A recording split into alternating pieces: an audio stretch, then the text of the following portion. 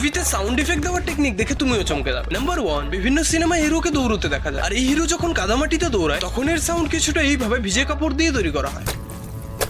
Number 2, যে কোনো horror মুভিতে জুতোর এই বোল্ড আওয়াজ তো তোমরা সবাই শুনেছো, আর এই ভয়ানক সাউন্ড কিছুটা এইভাবে এক ধরনের স্পেশাল জুতো পরে তৈরি করা হয়।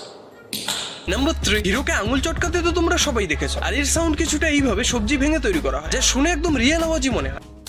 নাম্বার 4, বিদেশের মুভিগুলোতে বড় বড় ডাইনোসরকে উঠতে দেখা যায়, তবে এর সাউন্ড এইভাবে একটা ছাতা দিয়ে তৈরি করে, যা অনেক অদ্ভুত দেখতে হলেও এভাবেই করা হয়। নাম্বার 5, বিভিন্ন মুভিতে অথবা টিভি শোতে ঘোড়া দৌড়তে তো তোমরা সবাই দেখেছো, আর এর সাউন্ড দুটো পাথর দিয়ে এইভাবে তৈরি করে, যা এডিটিং এর পর মনেই হয় না যে এটা পাথরের আওয়াজ।